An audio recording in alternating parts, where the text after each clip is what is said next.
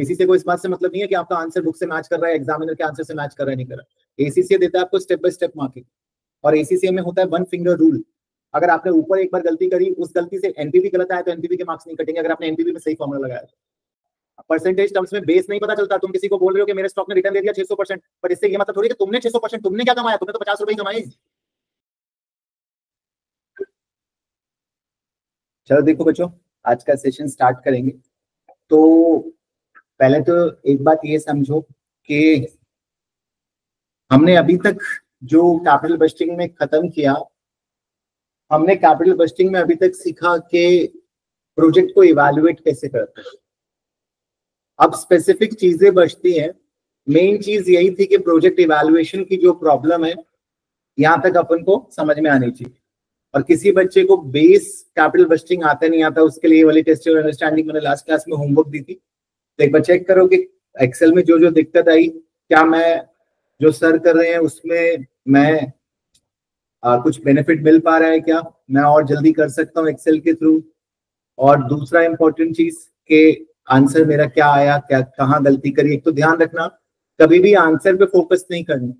ACCA में ध्यान रखो, आपका आंसर गलत आता है तो भी कोई दिक्कत नहीं। एसीसीए को इस बात से मतलब नहीं है कि आपका आंसर बुक से मैच कर रहा है, एग्जामिनर के आंसर से मैच कर रहा है, नहीं कर रहा। एसीसीए देता है आपको स्टेप बाय स्टेप मार्किंग, और एसीसीए में होता है वन फिंगर रूल। अगर आपने ऊपर एक बार गलती करी, उस गलती से एनपीवी गलत आया तो एनपीवी के मार्क्स नहीं कटेंगे अगर आपने एनपीवी में सही फॉर्मूला लगाया। अगर आपने ऊपर डेप्रिसिएशन गलत लगाया तो उससे एनपीवी भी गलत आएगी, मार्क्स डेप्रिसिएशन के कटेंगे, एनपीवी के नहीं कटेंगे अगर एनपीवी सही कैलकुलेट करी। इसे कहते हैं वन फिंगर रूल। दूसरा इंपॉर्टेंट चीज, एक्सेल दो तरीके के होते हैं। एक होता है नॉर्मल एक्सेल, माइक्रोसॉफ्ट का, जो आपके कंप्यूटर में अवेलेबल होता है। तो ये एक्सेल में फंक्शन बहुत सारे चल सकते हैं, बहुत सारी सुविधाएं हैं इस वाले एक्सेल में, बट ये वाला एक्सेल हमारे एग्जाम में नहीं आता। ड्यू टू ऑब्वियस रीजन ये एक्सेल बड़ा कॉस्टली पड़ेगा एसीसीए को हमारे एग्जाम में लाइसेंस लेना इसका। तो एग्जाम का जो एक्सेल है वो बड़ा सिंपल सा प्लेन एक्सेल रहता है। एग्जाम का एक्सेल का विंडो भी आपका आधा रहेगा, आधे में क्वेश्चन दिखाई देगा, आधे में एक्सेल दिखाई देगा। तो साइज उसका थोड़ा कम रहता है। उसको प्रॉपर विजुअलाइज करने के लिए, उसकी प्रॉपर प्रैक्टिस करने के लिए आपको सीबीई प्लेटफॉर्म पे जाना होगा, जो एसीसीए का प्रैक्टिस प्लेटफॉर्म है, सीबीई प्रैक्टिस प्लेटफॉर्म, जो आपके एसीसीए आईडी से और पासवर्ड से लॉगिन कर सकते हो। तो उसके लिए आपको रजिस्टर होना पड़ेगा, तभी आप उसको लॉगिन कर सकते हो। बट हाँ, ज्यादा प्रैक्टिस उसी प्लेटफॉर्म पे करिए। इस वाले एक्सेल को भी जब यूज करते हैं तो सिर्फ वही फंक्शन यूज करिए, मतलब बेसिक फंक्शन यूज करने हैं, कोई भी एडवांस फंक्शन यूज नहीं करनी जो वहां पे भी चलेंगे। तो जितना उस वाले एक्सेल पे आप प्रैक्टिस करोगे, हालांकि एक्सेल सारे सेम ही है, मेनली तो सारी बातें सेम ही है, बट जितना उस वाले एनवायरमेंट में तो आंखों को भी आदत पड़ती है छोटे स्क्रीन की। बट ये नहीं कि स्टार्ट से ही करना है, थोड़ा बहुत कर लो इस नॉर्मल एक्सेल पे, फिर उस पर ट्रांसफर कर लो। मैं सिखाऊंगा अभी आपको, तो उसके लिए वरी नहीं करना है अभी के लिए। चलो इस पे एक बार डिस्कस करते हैं। बाकी जो प्रैक्टिस नहीं करा है इस क्वेश्चन को, या नहीं टाइम मिल पा रहा है पढ़ाई का, वो निकालो थोड़ा सा टाइम। यही सारी चीजें बाद में एग्जाम टाइम में एग्जाम डिले कराएंगी या पेपर आपका छूट सकता है। वो अभी से आप प्रैक्टिस आधा एक घंटा मुश्किल से देना है, वो भी नहीं दे पा रहे हो तो दिक्कत है। गलत करो सही करो, करना जरूर है। परफेक्शन के चक्कर में तो पहली बात पढ़ना नहीं। आप इसी से करो, कोई आईएएस यूपीएससी का पेपर नहीं फाइट कर रहे कि परफेक्शन की जरूरत है। यहाँ तो स्टार्ट करने से बच्चा पास हो जाता है, सिर्फ करने की जरूरत है, एक्शन लेना है। परफेक्शन की कोई जरूरत नहीं, करते करते ही आता है वैसे भी परफेक्शन। तो ठीक है, इसकी बात शुरू करें, हमारा डिस्कशन शुरू करें।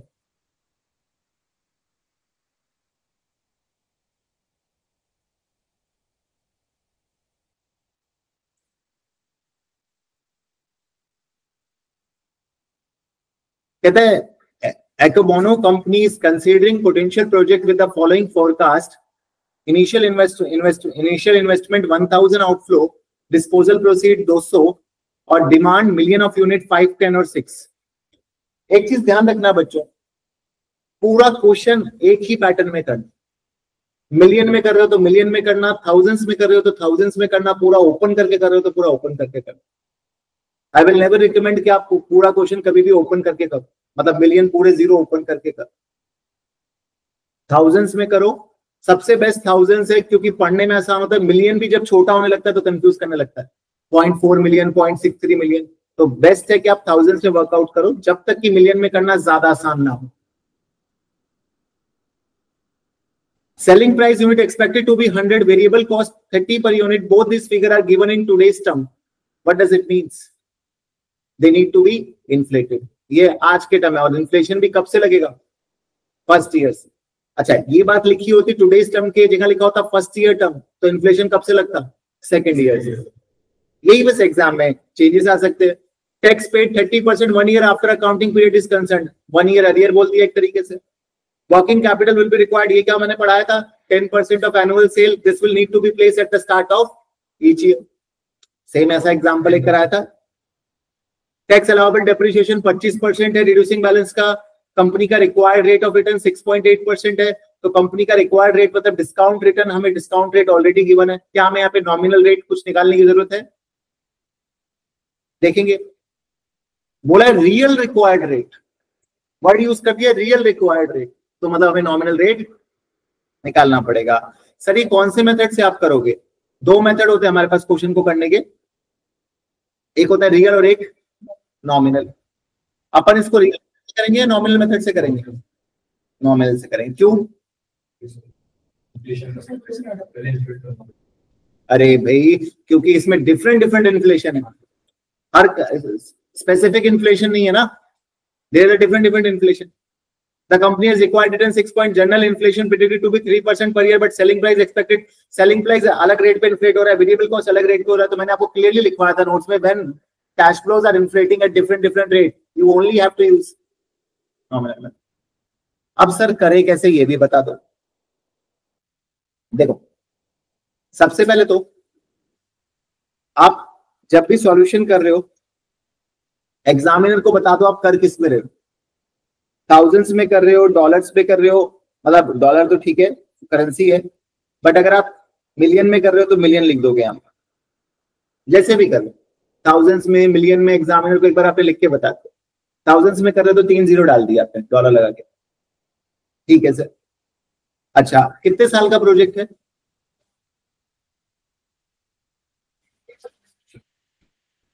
तीन साल का प्रोजेक्ट है, तो ईयर 0, ईयर 1, या ऐसे भी नहीं तो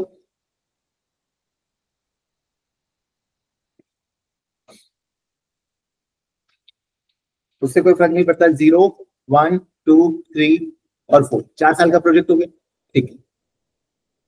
सबसे पहले क्या जाएगा? रेवेन्यू। भाई रेवेन्यू कितना दिया हुआ? Selling price 100 and variable cost 30, demand million 5, 10 और 6। जब भी आपको ना यूनिट्स दियो ना बच्चों, सिंपलिसिटी के लिए मैं हमेशा रिकमेंड करूंगा आप एक्सेल में यूनिट लिख लो। ये मैं क्यों बोल रहा हूं, आपको हमेशा काम आएंगी 5, 10 और 6। ये डाटा भी आपको मिलियन में गिवन है, यूनिट भी मिलियन में, ठीक। अच्छा अब हम गए, हमने चेक किया यार सेलिंग प्राइस 100 है और सेलिंग प्राइस का इन्फ्लेशन कितना है? 3%, 4%, 5 into 100 into 1.04 पावर 1। क्या ठीक किया मैंने? भाई मैंने क्या करा? D2 into 100 into 1.4, यही तो एक्सेल सीखना है आपको। किसने ऐसे ही किया था? ऐसे ही किया है। बस ये बात समझो कि आपका, मैंने यहाँ पे स्टैटिक क्या क्या मैंने हार्ड कोड किया है, क्या क्या मैंने स्टैटिक रखा है, क्या क्या डायनामिक रखा है। मैंने यूनिट्स को डायनामिक रखा है क्योंकि यूनिट्स हर बार चेंज होंगी, 5, 10 और 15। मैंने हार्ड कोड करा है 100, वो हर बार सेम रहना है। मैंने हार्ड कोड किया 1.04, वो सेम रहना है, बट मैंने हार्ड कोड नहीं करी पावर, क्योंकि हर बार चेंज हो। तो क्या मेरा फॉर्मूला परफेक्ट बन गया? कंट्रोल सी, शिफ्ट दबाया, कंट्रोल सी क्या है, शिफ्ट दबाया, रिपीट कर रहा हूं फंक्शन, पावर लेके गया 4 तक, हालांकि 4 तक थोड़ी 3 तक लेके जाएंगे। सही है? आंसर है तो किसी के पास चेक करते रहना, फिगर सही आ रही है ना? सही है। अब इसके बाद बच्चों यही सेम काम क्या आप लोग वेरिएबल कॉस्ट के साथ नहीं कर सकते? भाई हमें तो इनफ्लो चाहिए, तो इनफ्लो में से आउटफ्लो भी तो माइनस करोगे। सर वेरिएबल कॉस्ट कितनी? 30 और इन्फ्लेशन कितना? 5। तो मैं गया अपने एक्सेल पे लिखा वेरिएबल कॉस्ट। अच्छा कैप्स लॉक में लिखना ही क्या जरूरी है? नहीं, ये कोई जरूरी नहीं है। और शॉर्ट फॉर्म भी यूज कर सकते हो, जो जहां पे मतलब जो डिफाइंड शॉर्ट फॉर्म से वहां यूज करोगे। और स्पेलिंग मिस्टेक हो जाती है लिखने में, वो भी चलेगी एग्जाम, उसके भी मार्क्स नहीं कटते। वो सबका कोई सेंस बनाना चाहिए। मतलब वेरिएबल के कॉस्ट में ए थोड़ा इधर उधर हो गया, आई उधर हो गया, तो बात अलग है। बट आपने वेरिएबल का वर्साची बना दिया, वो बात अलग। मतलब बिल्कुल ही अलग ही मीनिंग जा रहा है, तो बात अलग। ठीक है। इक्वल टू यूनिट पे मैं दोबारा कहता हूं, मैंने क्यों कहा था कि यूनिट लिख लेना, काम आसान हो गया यूनिट लिखने से। अब मेरे को पता है कि दोबारा मुझे क्या करना है, इनटू 30 मल्टीप्लाई। अब मेरे को मार्क्स मिलते जा रहे हैं। अब मैंने रेवेन्यू प्लॉट किया, इसके मार्क्स हो गए 1.5 मार्क्स, 1 मार्क्स, जो भी एग्जामिनर दे रहा है। वेरिएबल कॉस्ट डाला, इसके मार्क्स। कई बार बच्चे कहते हैं सर पेपर हमसे हो नहीं पाएगा 15 मिनट में, इसलिए हम छोड़ के आ जाते हैं। अरे तुम तो आंसर थोड़ी निकालना था तुम्हें, जितना करके आते उसके मार्क्स थे तुम्हारे पास। 30 फिर क्या है 1.05, पावर कितनी 1। अच्छा आप चाहो तो नेगेटिव लगा सकते हो, या सम के फॉर्मूला करते वक्त ध्यान रख सकते हो, जैसा चाहो। यहीं पे मैं स्टार्टिंग में नेगेटिव डाल देता, जैसे अगर मैं करके दिखाऊं तो सेल को ओपन किया, डबल क्लिक करके सेल ओपन हो जाता है, यहीं पे माइनस डाल दिया तो ये माइनस आ जाएगा। मुझे समझ आ जाएगा कि मेरा आउटफ्लो एग्जाम में गलती ना हो कि आउटफ्लो इनफ्लो है, तो ये चीज हो जाएगी। आप नेट करना चाहो तो यहीं पे नेट कर सकते हो। इक्वल टू सम का फॉर्मूला लगाया, एक्सेल में जो भी फॉर्मूले लगते हैं उसमें ब्रैकेट 2-4 फॉर्मूले आपके लगते हैं, जैसे सम का फॉर्मूला बहुत इंपॉर्टेंट है, लर्न कर लेना। Equal to sum, bracket enter किया, अपना आ गया आंसर यहाँ। हाँ इसको कॉन्ट्रीब्यूशन कहते हैं, नाम में कुछ नहीं है। नेट कैश फ्लो बोला मैंने, आप प्रॉपर अगर सही वर्ड बोलो तो इसको कॉन्ट्रीब्यूशन ही बोलते हैं। बट मेरे को यहाँ पे मार्जिनल कॉस्टिंग थोड़ी कर रहा हूँ, मैं कोई कॉस्टिंग थोड़ी कर रहा हूँ, मैं तो कैश फ्लो के प्रोजेक्ट इवैल्यूएशन कर रहा हूँ, मेरे तो नेट इनफ्लो है। ठीक है। अब क्या करोगे सर? तो कुछ नहीं बच्चा, अब टैक्स लगा दूंगा, और तो कुछ इनफ्लो आउटफ्लो है नहीं। तो टैक्स कितना है 30%, टैक्स एट 30%, कोई दिक्कत नहीं है सर। माइनस का साइन लगा दिया, इनटू 0.3 या 30% कर दी, सही है। फिगर ली पुरानी, टैक्स लिया सर, ये भी मुझे बार बार करना पड़ेगा? नहीं, कंट्रोल सी, इस बार 4 तक जाऊंगा, सही है। क्या tax saving due to depreciation है इसमें? Tax saving due to depreciation. अच्छा ये चीज आप देख रहे हैं, कई बार वर्ड मेरा सेल से बाहर जा रहा है, तो इसको अगर आप ठीक करना चाहते हैं, हालांकि मैं अभी करना नहीं चाहता, बट आप करना चाहते हो तो डबल क्लिक करोगे ना सेल के ऊपर जाके, जो भी सेल है बी, जैसे रो और कॉलम होती है, तो डबल क्लिक करोगे तो अपने आप वो ठीक हो जाएगा, वर्ड एनलार्ज हो जाएगा। बट अभी मुझे ज्यादा सारा शो करना है एक स्क्रीन पे आपको, इसलिए मैं इसे कम ही रखता। अच्छा tax saving due to depreciation ना, मैं इसके लिए वर्किंग नोट बनाऊंगा, तो मैंने एग्जामिनर को वैसे बता दिया कि यार आप वर्किंग नोट 1 देख लेना इसकी। अच्छा सर वर्किंग अपन कहाँ करें? तो वर्किंग अपन नीचे स्पेस छोड़ के नीचे भी जा सकते हैं एक्सेल में, और जिसको साइड में करना पसंद है वो साइड में भी कर सकते हैं, उसके बाद पूरी शीट ओपन होकर आ जाती है एग्जामिनर। बस आपको इंश्योर करना है कि वर्किंग और सॉल्यूशन क्लियरली अलग अलग डिफाइन हो। सॉल्यूशन पे बच्चे वर्किंग लिख देते हैं, वर्किंग पे सॉल्यूशन, तो दिक्कत हो सकती है। अब मैं जाऊंगा, नीचे स्पेस किया मैंने, कुछ कॉलम छोड़ दिए, जितना हो सके स्पेस छोड़ के ही करना, क्योंकि ना वहां पे रो कॉलम ऐड नहीं हो सकते। यहाँ पे तो क्या इस वाले एक्सेल में तो आप बीच में कोई रो कॉलम ऐड करना चाहो तो ऐड कर सकते हो। जैसे मान लो मैं 41 और 40 के बीच में, अब जैसे मैंने यहाँ 1 लिखा, यहाँ 2 लिखा, बट सॉरी 3 लिखा, गलती से मेरे को बीच में 2 लिखना था, बाद में मेरे को समझ आया। तो इधर तो कुछ नहीं, ये कंट्रोल शिफ्ट प्लस करूंगा तो जुड़ गया कॉलम आगे दोनों के बीच और 2 आया। ये सब तो एक्सेल के फंक्शन है, मैं सिखा नहीं रहा हूँ, ये सब हमें जरूरत नहीं है, बट एग्जाम में ये हम पॉसिबल नहीं है। तो एग्जाम में क्या होगा देखो, ऐसे आपको कंट्रोल एक्स करके कंट्रोल वी करना पड़ेगा, स्पेस ऐसे बनाना पड़ेगा, कट पेस्ट करके बनाना पड़ेगा, तो टाइम ज्यादा लेगा। जो भी फिगर में बनाना है उसको कट करके नीचे पेस्ट करना पड़ेगा। तो इस वजह से मैं आपको रिकमेंड ये करूंगा कि आप लोग एग्जाम के अंदर स्पेस पहले ही इनफ लेके चलें, ताकि 2-4 आंसर सॉल्यूशन नीचे तक जा रहा है, वर्किंग से हो रहा है तो वैसे हो जाता है मैनेज, बट फिर भी मैं आपको बता रहा हूँ छोटी छोटी चीजें कर लोगे वो तो खुद से सब चीज। वर्किंग नोट 1 मैंने इसको नाम दिया एग्जामिनर को, और इसको नाम देते हम कैलकुलेशन। अगर आपको टाइम नहीं है तो आप सीधा कर दो calculation of tax saving due to depreciation. ठीक है, अब मुझे सर कैसे निकालूं, क्योंकि जब मैं tax saving due to depreciation निकाल रहा हूं मैं उसी वक्त बीए बीसी का भी काम करना चाहता हूं, सारी चीजें देखना चाहता हूं। एक ऐसा वर्किंग नोट बनाए जिसमें बीए बीसी भी हो जाए, tax saving due to depreciation भी हो जाए, सारे मजे एक साथ हो जाए, है ना। इसमें बीए बीसी का पॉइंट है। चलो पहले लिखते हैं असेट को। असेट कितने का जल्दी बताओ, वही ईयर यहाँ पे 0। अच्छा मैं एक रेफरेंसिंग भी सिखाऊंगा आपको, जिससे आपको ऊपर से आपको रेफरेंस कर सकते हो, वो अभी बताऊंगा। अच्छा असेट कितने का बताया आपने, 1000, ठीक है। डेप्रिसिएशन कितना बताया,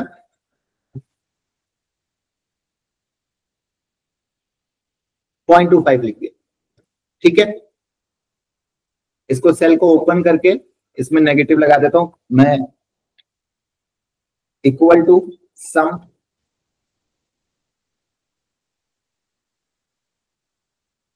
$750 आ गया। अब क्या करना है, मुझे 750 को अगले साल का ओपनिंग बनाना है। बताओ विक्रांत कैसे करूंगा एक्सेल में,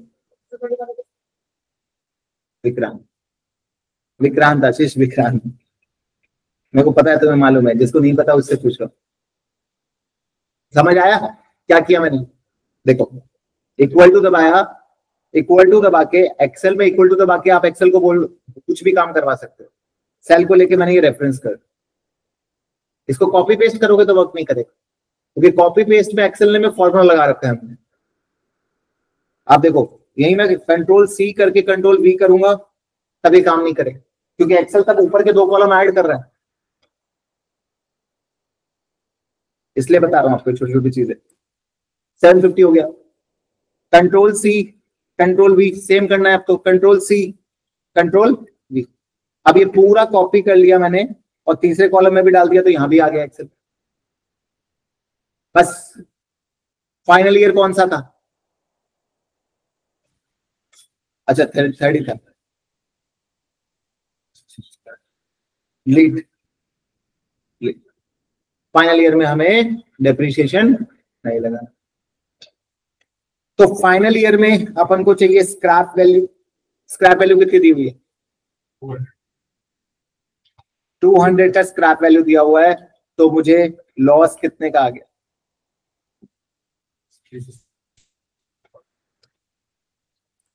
लॉस आ गया। तो अब बस टैक्स सेविंग निकाल दो।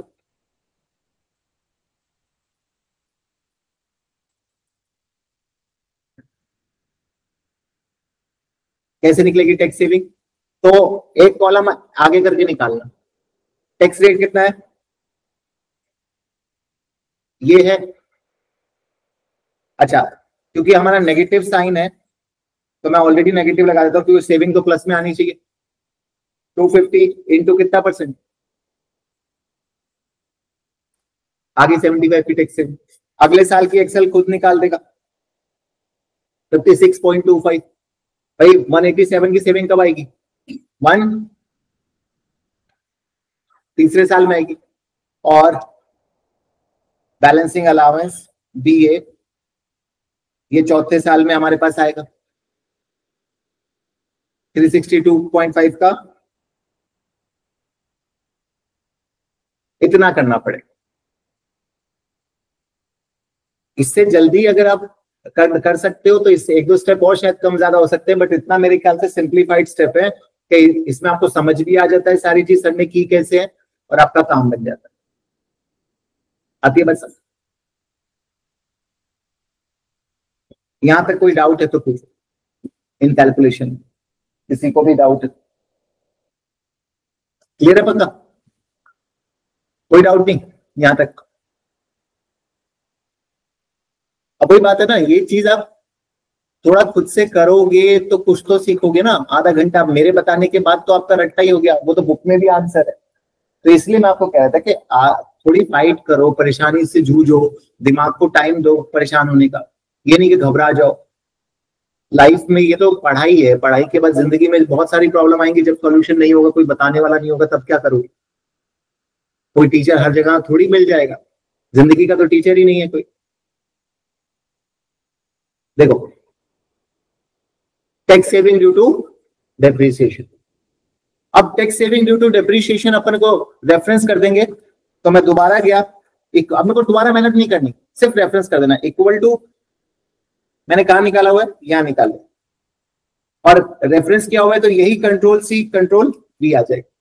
ये रेफरेंस अगला कॉलम उठा लिया इसने। बैलेंसिंग, यहीं पे बैलेंसिंग अलाउंस को भी दिखा सकता हूं, बट मैं चलो अलग से दिखा देता हूं। बैलेंसिंग अलाउंस, और एग्जामिनर को भी पता लग जाता है जब मैं रेफरेंस करके डालता हूं, और एक बच्चा पेन से लिख के एग्जामिनर भी देख सकता है कि कहां से आंसर आया है, कैसे आया। ये मेरा बैलेंसिंग अलाउंस हो गया। ओके, अच्छा एक चीज और चाहिए मुझे, जिसके लिए मुझे नोट बनाना पड़ेगा। मैं इसके लिए भी एग्जामिनर को बता देता हूं, भाई एग्जामिनर इसके लिए अपन बनाएंगे वर्किंग नोट 2। तू वर्किंग नोट 2 जाके देख।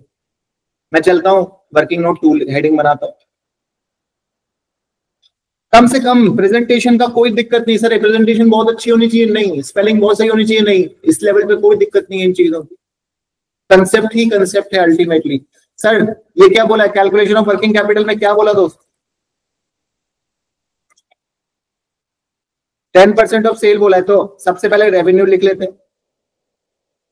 0 1 2 3 4 तो नहीं, वर्किंग कैपिटल तो 3 साल ही चलेगी। अच्छा रेवेन्यू कितना है, रेफरेंस कर देते हैं ऊपर से।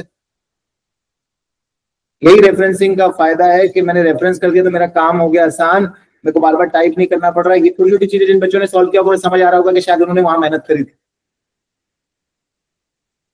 रेवेन्यू, यही चीज सीखनी। रेवेन्यू, अब सर वर्किंग कैपिटल चाहिए 10% ऑफ रेवेन्यू। देखो यहाँ पे दिमाग देखो, पहले मैं निकालूंगा वर्किंग कैपिटल, तो वर्किंग कैपिटल 0 से आएगी, इसका 10% 52। अगले साल का कंट्रोल C, चलते ही गई दुनिया कंट्रोल V। थर्ड ईयर में तो आएगा नहीं ना, सेल ही नहीं है। और ये नहीं चाहिए, चाहिए ये नहीं चाहिए, क्या चेंज। ये तो वर्किंग कैपिटल 52 फिर 108, बट 108 नहीं चाहिए, इंक्रीमेंट चाहिए। तो चेंज को निकालने का तरीका बता दो, मजा आ जाए कि एक्सेल में हमें कैसे करना पड़े। चेंज चाहिए, चेंज के लिए हमेशा याद रखना old minus new, old minus new equal to इसका ओल्ड 0 माइनस नेगेटिव। पहले साल तो 52 जाएगा 0 पे, कंट्रोल C करके शिफ्ट पूरा करना, अपने आप आंसर आ जाएगा। एंड में रिकवरी भी आ गई, माइनस माइनस साइन भी अपने आप आ गया। आपको साइन तक की टेंशन नहीं लेनी, साइन भी अपने आप एक्सेल दे देगा। क्या कर देना चेंज निकालने के लिए एक्सेल में, ओल्ड माइनस न्यू। बस एक गलती मत करना, जो मैंने दिमाग रखा आप भी रखना, मैंने एक कॉलम छोड़ के रखा है यहाँ पे, आपने देखा होगा यहाँ पे मैंने एक स्पेस छोड़ के 0 बनाया, एक ब्लैंक स्पेस छोड़ा, क्योंकि पहले वाले के लिए ओल्ड माइनस न्यू करने के लिए ब्लैंक स्पेस चाहिए, वरना आप ब्लैंक स्पेस नहीं छोड़ोगे चेंज आएगा, फिर आप एग्जाम में परेशान हो गया, अरे ठीक करूं वो करूं। पहले ही ध्यान रखो छोटी छोटी चीजों, 4 मिनट खराब नहीं करने, उसको कट करके फिर उसे पूरा आगे लेके जाओगे तो सारा नंबर बिखर जाएगा। सर समझ गए बात, ओल्ड माइनस न्यू हमने किया, साइन भी अपने आप आ जाएंगे। हाँ, आपको कुछ नहीं करना, वर्किंग कैपिटल का मैंने सिखा दिया नोट हमेशा चेंज निकालना है, और अब मेरे को कुछ नहीं करना, मैं वर्किंग नोट 2 में जाऊंगा, अपने जीरो वाले कॉलम पे जाऊंगा। अच्छा ध्यान रखना, रेफरेंस कौन से कॉलम से करना है, जीरो से डालना है मुझे, जीरो से। अरे कॉपी से बहुत आसान है, एसीसीए की दुनिया, इसीलिए तो एसीसीए को समझने का असली में, जब एसीसीए कोर्स को क्यों नहीं समझ पाते ज्यादातर सीए वाले बच्चे या बाहर के, कि उनको इस कोर्स के नुआंसेस नहीं समझ आते कि वो आपको कितना इंडस्ट्री रेडी करता है, कितना वो प्रैक्टिकल है, टू द पॉइंट है। और आज की डेट में हर कोई अपना करिकुलम, अब देखो एसीसीए के स्ट्रक्चर में इतने चेंज आ गए, सिलेबस में चेंज आ गए।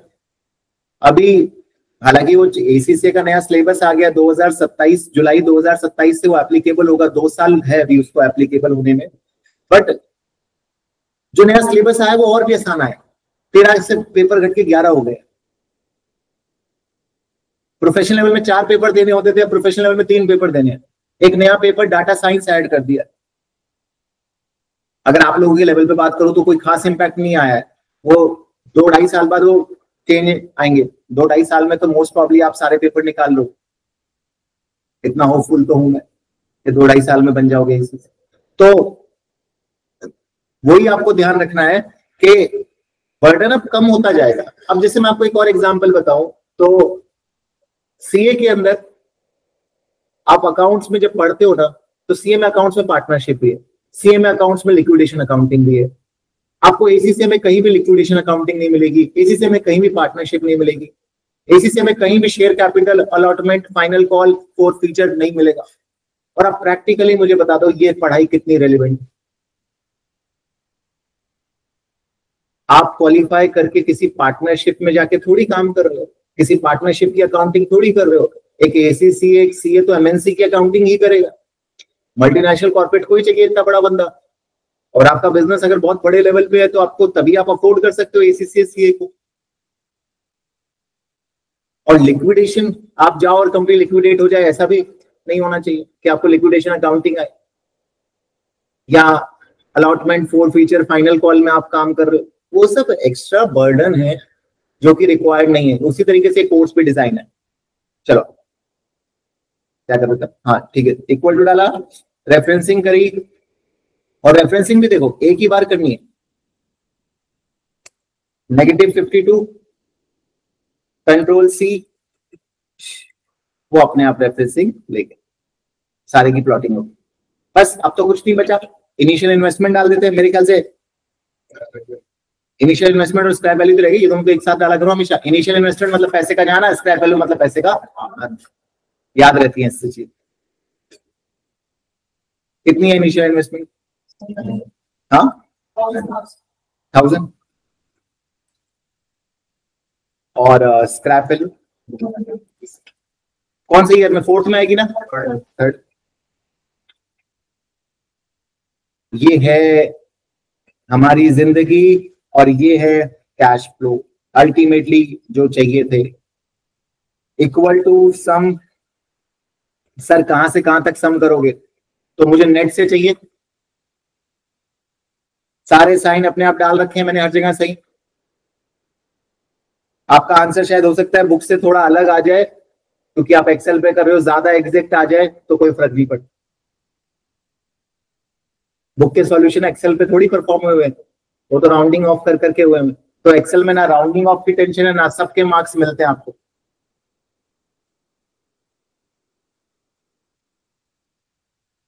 चेक कर लो, सही निकालिए मैंने फिगर्स, कुछ गलत गलत तो नहीं आ रहा आंसर, मैच कर लो। 1052 सही है,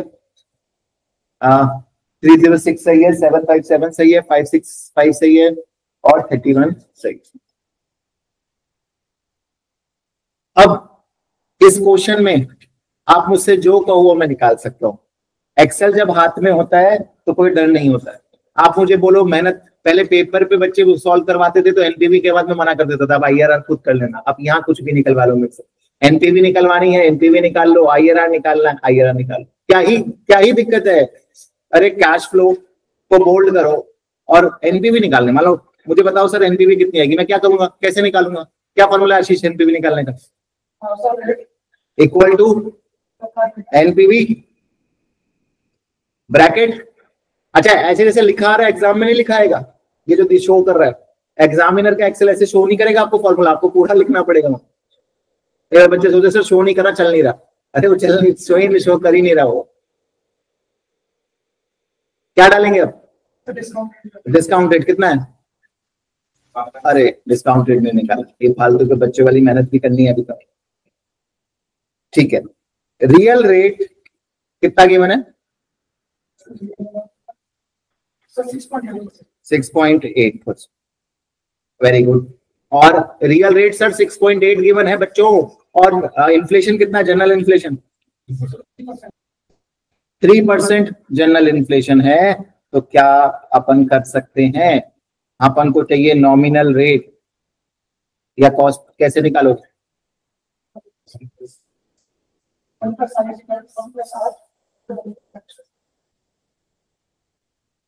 इक्वल टू, आप ब्रैकेट ओपन कर लो, 1 प्लस 6.08 ब्रैकेट क्लोज। एक्सेल में कभी भी कोई काम जैसे नॉर्मल कॉपी पे करते हो वैसे ही ब्रैकेट ओपन करके, फिर ब्रैकेट ओपन किया। बोर्ड मार्क्स का रूल चलता है, जो काम पहले करना है ब्रैकेट क्या है बोर्ड वर्स में,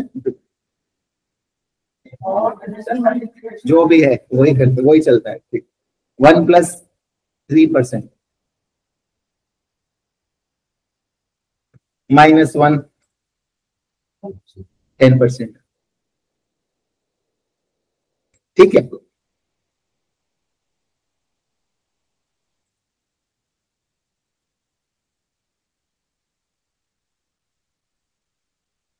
वो जरूरत नहीं है ऐसे राउंड ऑफ करने की, मतलब प्रेजेंटेशन के लिए कर लिया अपनी 10% है। अब ठीक है, जिंदगी आसान हो गई। अब बोलो क्या निकालना? सर एनपीवी निकाल के दिखाओ। चल, इक्वल टू एनपीवी सीख भी लो साथ साथ, मीनिंग नहीं समझाया, कैलकुलेशन तो सिखाई दी।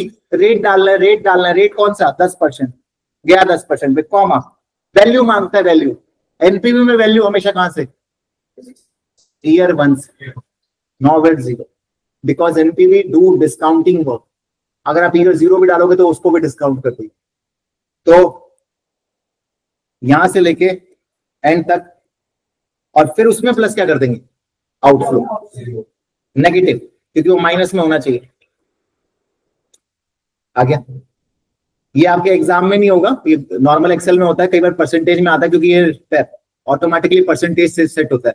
इसको मैं नंबर में कन्वर्ट कर दूंगा तो वो 255 एनपीवी परसेंटेज में नहीं आएगी ना, नंबर में आएगी। एब्सोल्यूट टर्म, मतलब 255 का वेल्थ जनरेट हो रहा है। Share holder present value of inflow minus present value of outflow होता है, मतलब 255 का एक्स्ट्रा मिल रहा है हमें इस प्रोजेक्ट से। जो पैसा लगाया उससे हमारे 10% रिकवर तो हो गया। 10% रिकवर होने के बाद जो एक्स्ट्रा परसेंटेज मिल रही है उसके एब्सोल्यूट टर्म में वैल्यू कितनी है? 255।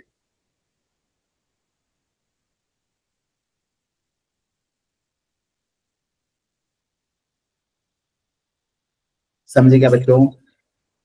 सर आईआरआर बता दो। अच्छा, टोटल रिटर्न कितना है? 10% से एक्स्ट्रा जो मिल रहा है उसको एब्सोल्यूट टर्म में 255 बोलते हैं। अगर टोटल पूछूं कि परसेंटेज में बताओ कितना, तो उसे क्या बोलते हैं? IRR, internal rate of return. इसको निकालना तो बहुत ही आसान है। कहता है आईआरआर ब्रैकेट ओपन और सारे कैश फ्लो ले लो, इस बार ईयर 0 से लेके एंड तक। नेगेटिव पॉजिटिव दोनों कैश फ्लो होने चाहिए, वरना आईआरआर कभी नहीं निकलेगा। 22%, मतलब 10% से ऊपर कितना कमा रहा हूं? 12%। और वो 12% कितना वैल्यू के टर्म्स में कितना है? 255। ये बच्चों को एनपीवी आईआरआर के डिफरेंस समझ नहीं आते। ये है वैल्यू और ये है परसेंटेज। अच्छा, मैं अगर आपसे एक बात पूछूं, दोनों में से बेटर कौन सा है?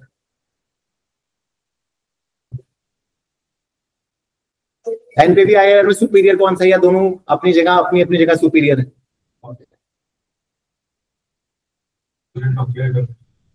IRR is easy to understand, बच्चा कह रहा है IRR is easy to understand, और NPV IRR better is IRR, और जो भी आपको लगता है। अब मेरा एक सिचुएशन सुनना मेरी।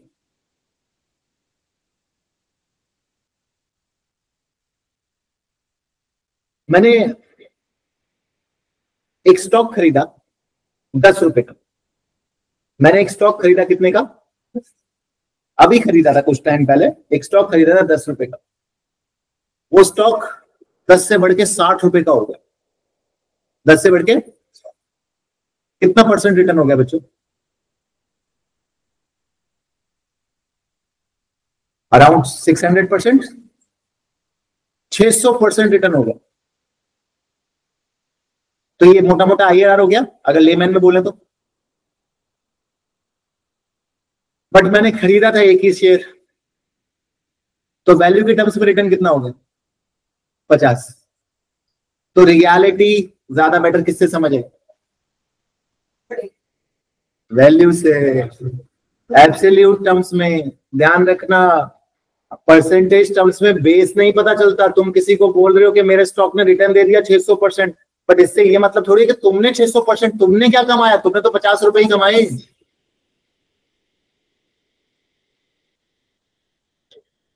तो जो कोई तुम्हारे आके तुम्हारे को बोले कि मैं आज रिलायंस का मालिक बन गया, मैं रिलायंस का मालिक बन चुका हूँ, रिलायंस मेरे अंडर काम करती है, मैं रिलायंस का ओनर हूँ। आपने पूछा भाई कैसे? कह रहे मैंने उसके शेयर खरीदे। आपने पूछा कितने? कह रहे मैंने 2 शेयर खरीदे। तो 2-4 आप मारोगे उसके, कहोगे 2-4 हजार शेयर तो मेरे पास पड़े हैं। तो बात यही है कि आपको absolute terms gives you NPV superior than IRR. However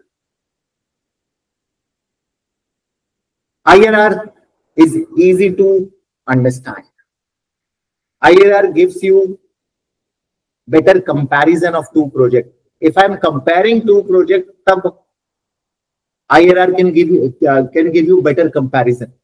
क्योंकि दो प्रोजेक्ट का बेस अगर डिफरेंट है, दो प्रोजेक्ट का कैपिटल साइज अगर डिफरेंट है, तो हम कंपेयर नहीं कर सकते एनपीवी से। परसेंटेज से कंपैरिजन हो सकता है। एक बच्चे के मार्क्स आए 500 में से 300 और एक बच्चे के मार्क्स आए 100 में से 60, तो मैं कंपेयर कैसे करूं एब्सोल्यूट टर्म में? एक बच्चा कह रहा है मेरे सर 40 मार्क्स, मेरे 40 मार्क्स मैं कम आए, एक के 200 मार्क्स कम आए, बट वो रियलिटी में आप देखो तो पेपर भी तो उसका ज्यादा मार्क्स का था। इसलिए percentage terms gives you better understanding of comparison. But if you want to select, selection is always take place through NPV, क्योंकि आप प्रोजेक्ट सिलेक्ट हमेशा किस बेस पे करोगे? एनपीवी के बेस पे। एब्सोल्यूट आपको कितना पैसा मिल रहा है, एब्सोल्यूट कितना रिटर्न मिल रहा है, उस पे आप प्रोजेक्ट करते हैं। बाकी अब आपको वो लॉन्ग कट मेथड की कोई जरूरत नहीं है एनपीवी आईआरआर निकालने में। जो आप प्रेजेंट वैल्यू फैक्टर निकाला करते थे, जैसे बुक में आप देखते हो आंसर जो जनरली सॉल्व होते हैं वो कैसे होते हैं? पहले वो प्रेजेंट वैल्यू फैक्टर निकालते हैं, मल्टीप्लाई करते हैं, फिर एनपीवी निकालते हैं। मैं करके दिखा देता हूं just for the sake of formality. अब से आपको यही दो तरीके यूज करने हैं एनपीवी और आईआरआर को निकालने के, बट फॉर फॉर्मेलिटी मैं आपको बता रहा हूं, अगर मुझे एनपीवी निकालना हो लॉजिकल मेथड से, मतलब लॉन्ग मेथड से, तो मेरे को सबसे पहले चाहिए प्रेजेंट वैल्यू फैक्टर। हालांकि मैंने आपको बोलता है इसकी टेबल गिवन होगी, एक्सेल के टाइम पे तो आपको टेबल भी नहीं चाहिए। 1 डिवाइड बाय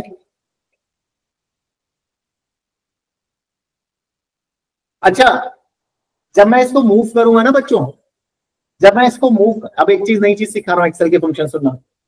जब मैं इसको मूव करूंगा ना, मैं चाहता नहीं कि 10% मूव हो, मैं चाहता हूं 10% फिक्स रहे, बट मैं 10% लिखना भी नहीं चाहता। तो यहां पे काम आता है freeze function. Sir freeze function क्या होता है? मैंने नॉर्मल एक्सेल पे तो बहुत आसानी से फ्रीज फंक्शन लगा दिया, F4 दबाओगे फ्रीज फंक्शन लग जाता है, दोनों तरफ डॉलर आ जाता है। बट एग्जाम में याद रखना, आपको जब भी फ्रीज फंक्शन लगाना है आपको खुद डॉलर पुट करना पड़ेगा। किस तरीके से? मतलब जो सेल का पहला वर्ड है CED, सी के स्टार्ट में और एंड में, तब वो फ्रीज हो जाएगा। अब फ्रीज का फायदा क्या होता है? अब ये 10%, मैंने एक्सेल को बोल दिया 10% का कॉलम मूव नहीं करना चाहिए, this column should be freeze, this row and column should be freeze. C23 freeze रहना चाहिए, C23 फ्रीज रहना चाहिए। पावर है, पावर को मैं रेफरेंस दे दूंगा, पहले साल पावर है 0, तो आंसर अपने आप एक्सेल 1 दे देगा। 4 साल का फैक्टर आप देखो, चेक कर लो, मैं चेक करके दिखा देता हूं आपको। सेकंड कॉलम में भी उसने किसको उठाया है? 10%, बार बार हर बार 10% उठाया। सर अब क्या करोगे? कुछ नहीं, अब प्रेजेंट वैल्यू निकालूंगा। प्रेजेंट वैल्यू कैसे निकलेगी? A into B. ए क्या हुआ हमारे यहाँ पे? कैश फ्लो, और बी क्या हुआ, प्रेजेंट वैल्यू फैक्टर।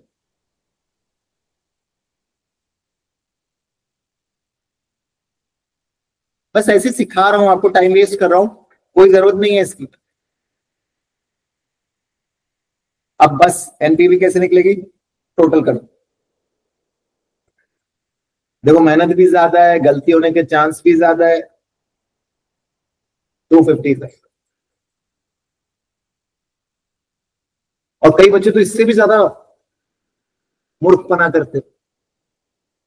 उनको जब मैं सिखा देता हूं तो वो क्या करते हैं, वो प्रेजेंट वैल्यू ये निकालते हैं, प्रेजेंट वैल्यू वाला ये, उसके बाद एनपीवी का फॉर्मूला लगाते हैं।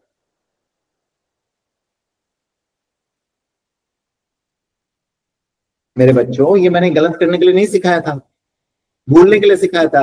प्रेजेंट वैल्यू के आपको एनपीवी फॉर्मूला प्रेजेंट वैल्यू पे लगाना होता है, ओरिजिनल कैश पे लगाना होता है। ओरिजिनल कैश पे एनपीवी का फॉर्मूला इस वाले कैश फ्लो पे लगेगा।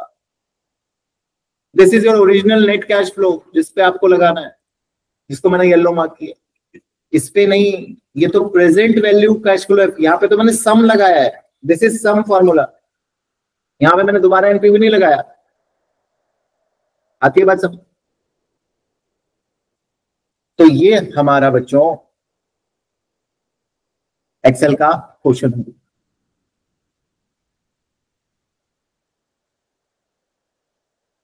एक और कर लो, चल एग्जाम का क्वेश्चन करा देता हूं। ये है एससी कंपनी, ये पास्ट एग्जाम में आया हुआ क्वेश्चन है। आप बोलते हो सर एग्जाम में कैसा आता है, ये तो मैंने आपको बुक का क्वेश्चन कराया, अब एग्जाम का दिखा रहा हूं। इससे ज्यादा देखो क्वेश्चन क्लास में एक लिमिट तक ही हो सकते हैं, उसके बाद आप लोग प्रैक्टिस करो। तो इस वाले क्वेश्चन को एक बार पढ़ो, 2-4 मिनट दे रहा हूँ सबको, अपने हिसाब से फिगर ढूंढो, ट्राई करो कॉपी में, कोई बात नहीं, जितना हो सकता है 2-4 मिनट देखो चीजों को, फिर मैं सॉल्व करूंगा। अच्छा बच्चों, इसमें यूनिट्स नहीं दिए हुए हैं प्रोडक्शन और सेल्स के बाद, उसको मैं डाल देता हूँ यार।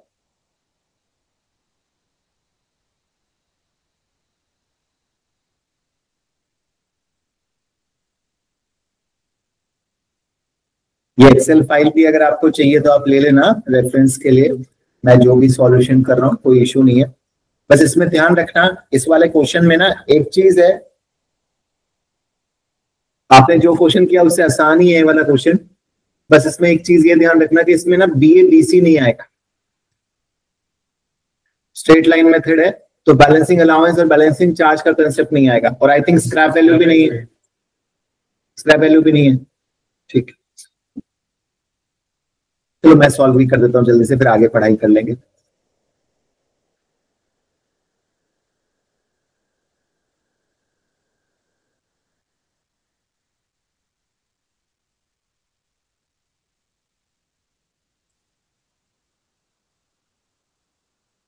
हाँ सर करो, बताओ।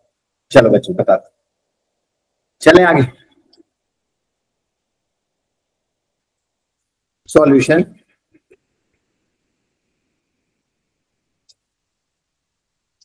ये थाउजेंड्स में कर रहा हूं, ठीक है। यूनिट, चलो देखो यूनिट देखो कितना है, 35,000, 53,000 और 75 और 36।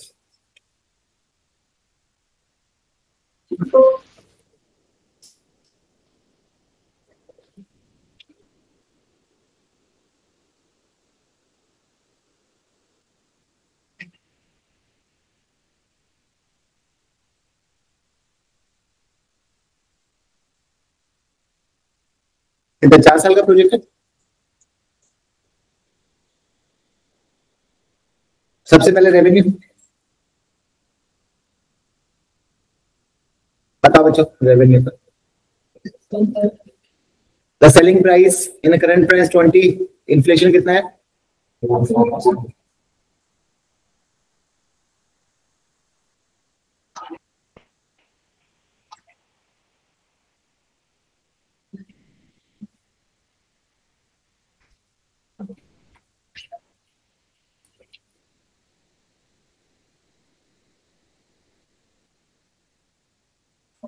सही है।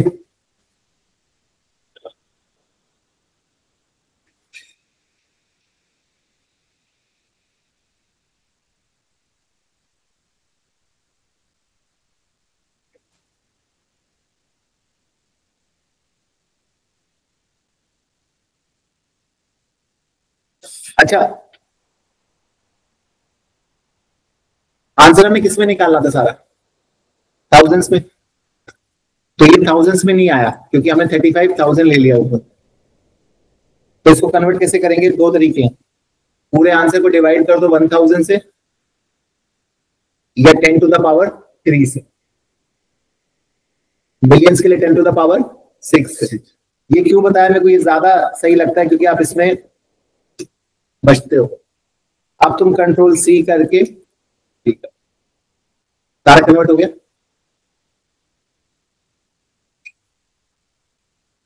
एक मिनट, अगला देखना।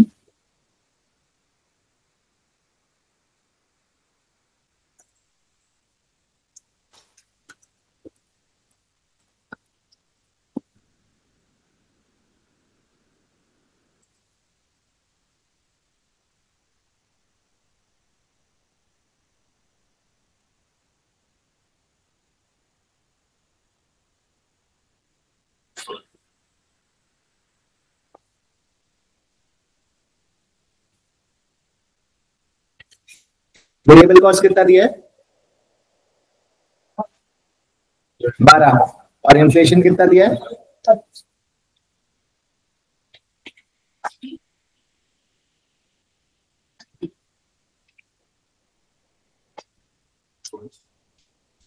5%।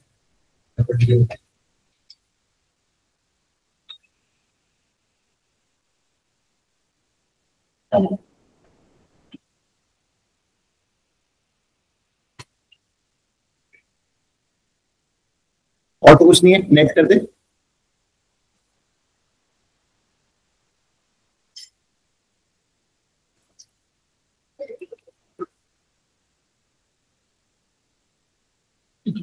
टैक्स कितना है देखना पड़ेगा। 30%। उसी साल में है।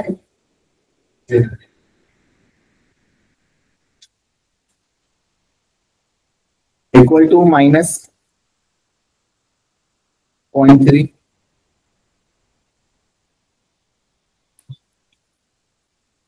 ठीक। अब जो tax saving due to depreciation है ना,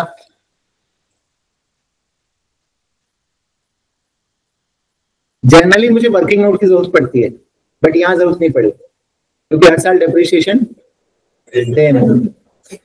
कितना है अमाउंट इनिशियल इन्वेस्टमेंट? 1 मिलियन। तो 1 मिलियन को मैं 1000 लिख सकता हूँ।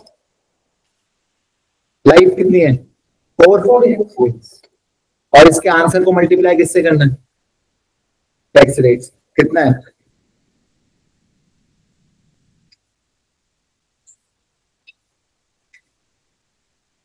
मतलब मैथ वहां करो ना जब चाहिए हो। Tax saving due to dep क्या होता है? Depreciation into tax rate. 1000 को 4 से डिवाइड किया, डेप्रिसिएशन पर आना आ गया, इनटू टैक्स रेट। फिर पक्का? ठीक है सर, आगे देखो मेरे दोस्तों। Revenue, variable cost, net tax, tax saving due to depreciation. अब क्या चाहिए? Working capital. क्या बोला है? 7% ऑफ सेल्स। तो कोई बात नहीं,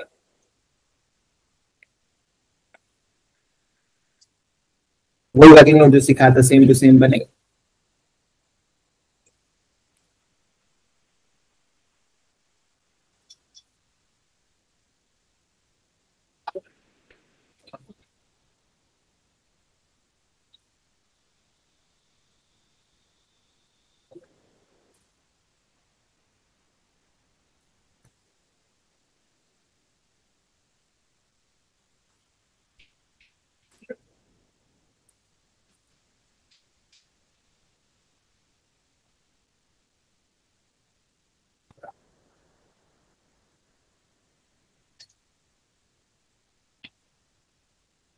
.07।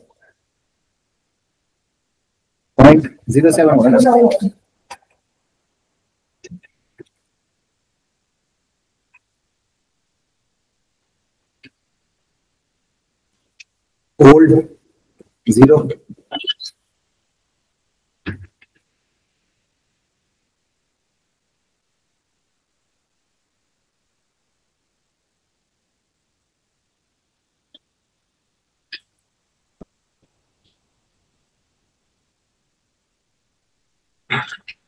करेक्ट है। बस कुछ तो बचा नहीं। इनिशियल कितना, स्क्रैप वैल्यू, बस आपको याद रखने के लिए लिखना है 0, लिखना नहीं एग्जाम तो।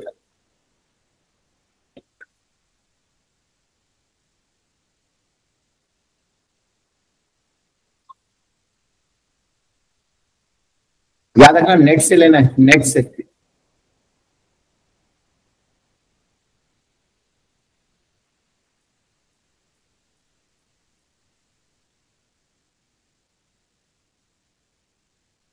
रेट कितना है, मनी टर्म्स में दिया हुआ है, सही दिया हुआ है।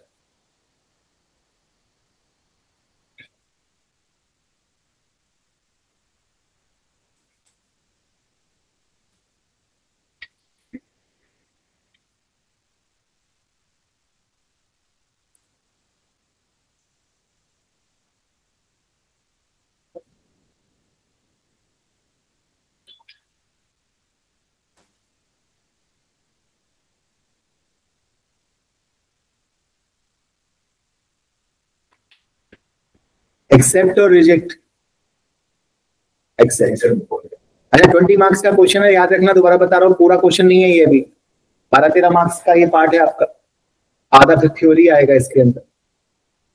एडवांटेज आ सकती है, लिमिटेशन ऑफ IRR आ सकती है, या बिल्कुल कुछ और बात हो सकती है।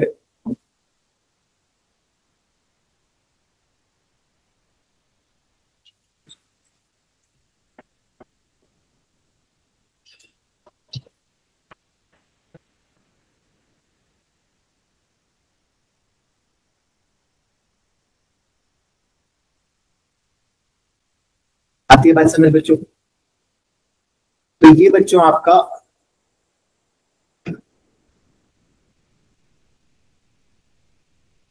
NPV IRR प्रोजेक्ट इवैल्यूएशन है यूजिंग एक्सेल। तो करो 1-2 क्वेश्चंस को प्रैक्टिस इस पे, ताकि आपको कमांड आए।